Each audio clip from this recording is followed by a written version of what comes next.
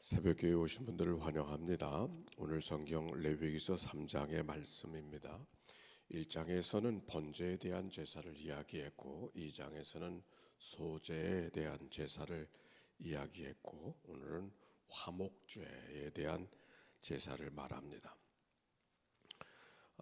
번제는 온전히 태워서 드리는 제사, 온전한 제사, 온전한 헌신의 제사라고 한다면 소제는 온전한 순종의 제사, 고운 가루를 만들어 드리는 제사, 그리고 화목제는 하나님과 온전하게 교제하는, 그리고 모인 공동체와 더불어 온전하게 교제하는 그런 제사가 화목제사라, 그렇게 볼 수 있습니다. 자, 1절 말씀 읽어보겠습니다. 시작.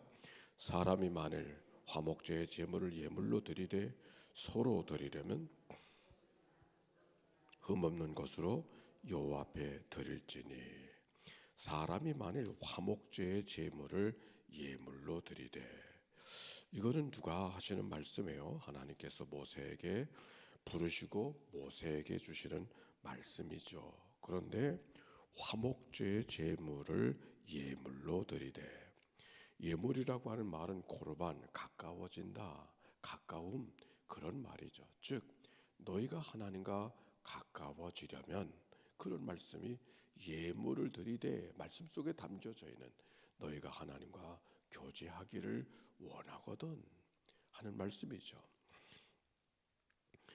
그러면 소를 드리려면 수컷이나 암컷이나 흠없는 것으로 여호와 앞에 드릴지니, 화목의 제물은 번제와 달리 암컷이나 수컷이나 가리지 아니하고 어느 것도 받으시겠다, 그렇게 말씀하셨어요. 번제에서는 어떻게 수컷만으로 드려지도록 했는데 암컷과 수컷을 가리지 않고 다만 흠이 없어야 된다. 2절 말씀, 예물의 머리에 안수하고 회막문에서 잡을 것이요 아론의 제사장들은 그 피를 제단 사방에 뿌릴 것이며 예물의 머리에 안수한다. 이 말씀 속에는 예물에 누가 안수하는가 하는 것이 잘 분별할 수가 없죠. 근데 세 번역에 보면은 제물을 갖고 온 사람이 그 제물에 안수하도록 그렇게 번역되어져 있는 것을 알게 되어집니다. 즉 자기의 죄를 제물에 전가하는 것이죠. 그래서 죽는 것은 제물이 죽지만 죽는 것은 제물이 죽는 것이 아니라 내가 죽는다고 하는 그런 고백이 제물을 드리는 사람의 고백 속에 담겨 있는 것이죠.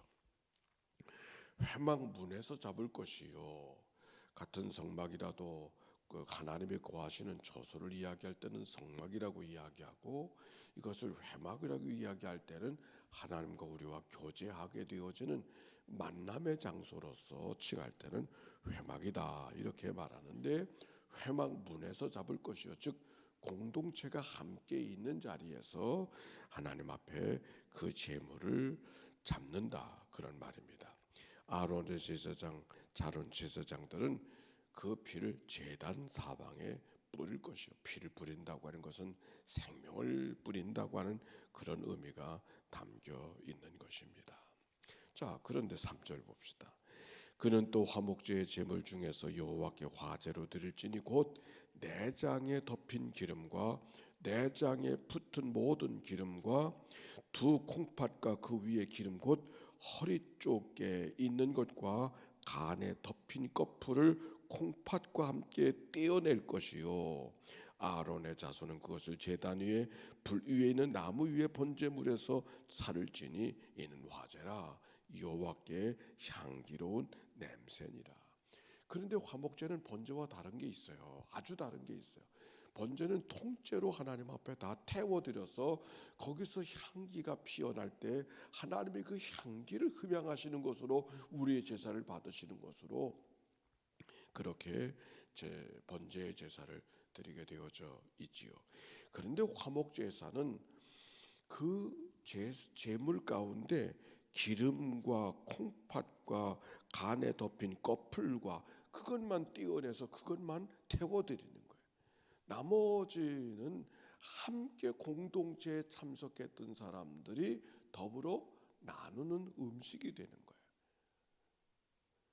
즉 하나님께서 화목의 제사를 받으시는 화목 제사를 드리라고 우리에게 말씀하시고 그들에게 말씀하셨지만은 화목 제사는 다 태워 드리는 것이 아니라 태워서 냄새로 향기로운 제사로 드리는 것은 콩팥과 껍풀과 기름, 이것은 제물로 제사로 받으시고 나머지는 함께 제사하는 사람들이 나누어 먹는, 함께 공동의 식사로 하는 그런 제물로 그렇게 드려지도록 그렇게 말씀하고 있어요. 마치 제삿날이 제사하는 날이 아니라 떡 먹는 날인 것처럼 왜 떡을 해서 함께 나누어 먹으니까 조상님들 드시라고 제저 떡을 하지만 고사떡을 하지만은 뭐 제사떡을 하지만 뭐 조상님이 드시겠어요? 나 함께 제사하는 사람들이 당신도 먹으시오, 당신도 먹으시오. 결국 제사로 모인 사람 다 나누어 가지 않습니까? 화목제가 바로 그런 거예요.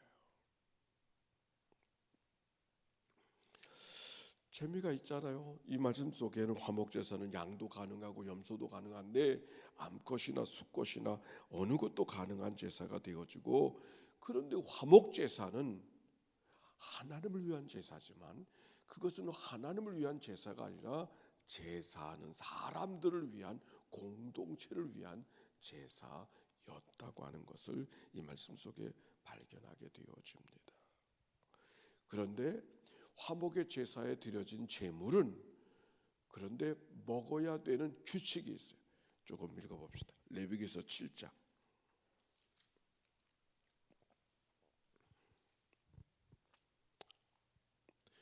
레위기서 7장 15절.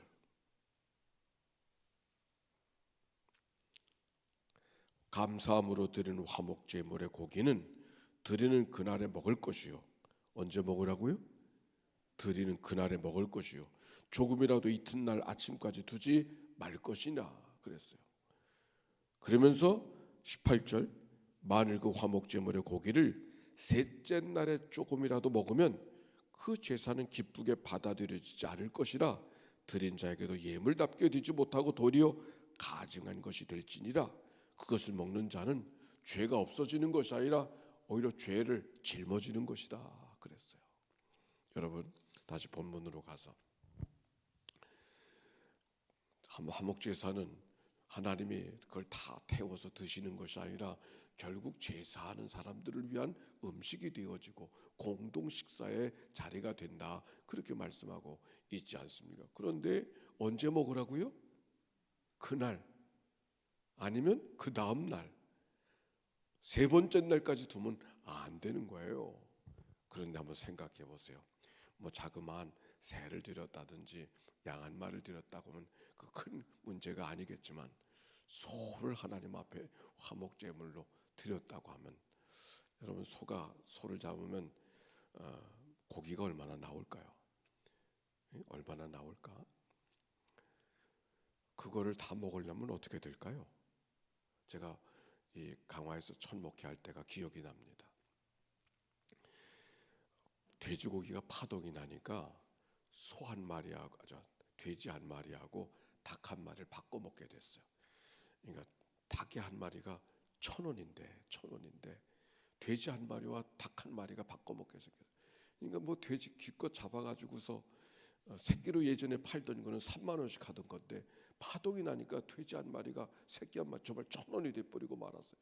그러니까 팔 수도 없으니까 그냥 내버리던 시절이 되어지니까 집집마다 날마다 집집마다 돼지를 잡는데 아침도 돼지고기, 점심도 돼지고기, 저녁도 돼지고기, 국도 돼지고기, 삶아서 돼지고기, 구워서 돼지고기 하니까 그거 하루나 이틀밖에 못 먹지 그 다음엔 먹을 수가 없더라고요. 하루나 이틀 안에 고기를 다 먹어야 되는 거예요. 이 말씀 속에 이게 참 큰 일이겠다 그런 생각이 드는 거예요. 그러면서 왜 그렇게 할까? 첫 번째는 그 당시 냉장고가 있던 시절이 아니니까 3일 뒤가 좀 상할 거 아닙니까? 그러니까 상한 음식을 먹으면 안 된다고 하는 그런 배경이 깔려져 있지만은 또 하나의 문제는 먹고 싶은 사람들만 먹지 말고 소외된 가까운 사람만 먹지 말고 소외된 사람들, 먼 사람들, 미워하는 사람까지 다 함께 나누어 먹어야 된다. 이런 의미가 담겨 있는 것이죠. 무슨 제사라 그랬죠? 화목제사. 그러니까 하나님의 화목제사를 받기 원하시는 것은 하나님이 받기 원하시는 것이 아니라 너희들끼리 화목하게 살아야 된다 하는 말씀이 이 말씀 속에 담겨져 있는 거예요. 그래서 고기를 꼭 함께 나누어 먹어야 되고 오래 두면 안 된다고 아주 강제 규정으로 말씀하고 있어요. 하나님이 우리를 얼마나 화목하게 하기를 원하시는가 하는 것을 엿볼 수가 있는 것이죠.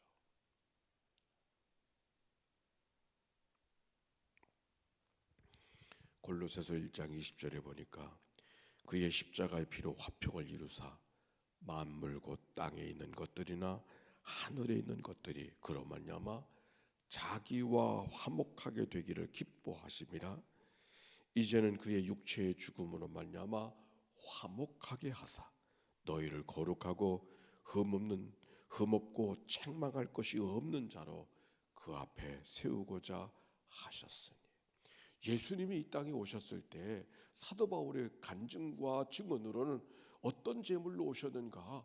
화목의 제물이 되려고 이 땅에 오셨다. 화목의 제물. 우리를 화목케 하시려고 어떻게 하든지 화목하게 하시려는 제물이 되시려고 주님이 이 땅에 오셨다. 그러므로 십자가 앞에 서 있는 우리 모두는, 하나님 앞에 서 있는 모두는 화목의 제물로 오신 그리스도를 생각하고 우리와 더불어 담이 쌓아져 있는 모든 일들을 무너뜨리고 살아가야 되는 것이 우리가 살아가야 될 삶의 모습인 것을 화목제사를 통해서 배워갈 수 있는 말씀이죠. 예수님께서도 그렇게 복음 속에 가르쳐 주셨어요. 마태복음 5장 9절의 말씀, 화평케 하는 자는 복이 있나니 저희가 하나님의 아들이라 일컬음을 받을 것이며. 질문입니다. 자신을 죽여 화목의 제물이 되신 주님을 기억하면서 나는 어떻게 누구에게 주고 화목의 제물이 되어질 수 있을까?